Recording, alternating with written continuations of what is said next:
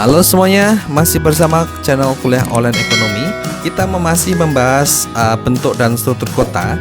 Sekarang kita akan mendetailkan struktur kota berdasarkan sistem kegiatan. Sistem kegiatan itu bisa memengaruhi struktur kota. Seperti apa? Oke, kita mulai pembahasannya. Nah, struktur kota itu bisa terbentuk dari pola perilaku manusia, baik dia sebagai perseorangan, lembaga, maupun perusahaan. Nah, menurut Chapin, pola pemanfaatan ruang struktur kota itu dipengaruhi oleh yang pertama adalah sistem kegiatan, yaitu cara manusia memenuhi kebutuhannya dan berinteraksi.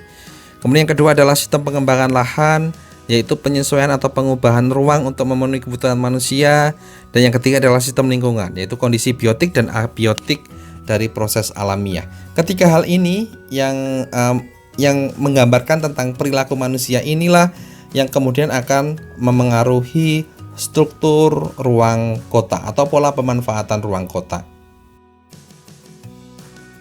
Kalau Kolbe itu memetakan kekuatan dinamis yang memengaruhi pola pemanfaatan ruang kota, itu ya.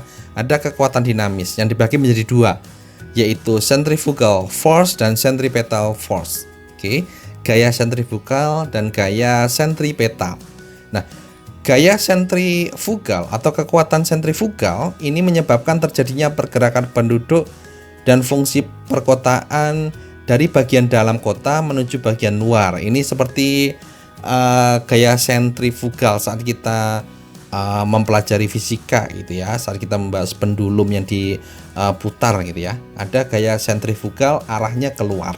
Oke, jadi ini adalah sekali lagi menyebabkan pergerakan penduduk dan fungsi perkotaan itu dari dalam menuju keluar. Sedangkan kekuatan sentripetal sesuai dengan namanya ini sebaliknya.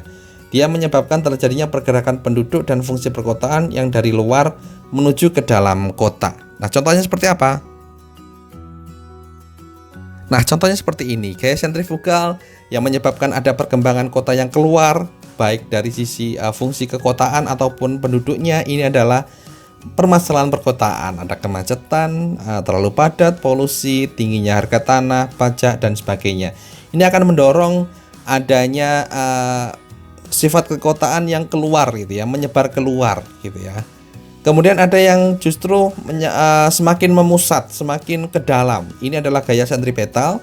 Contohnya adalah kualitas landscape perkotaan, kemudian kenyamanan fungsional, aglomerasi dan yang lain-lain yang telah kita bahas gitu ya.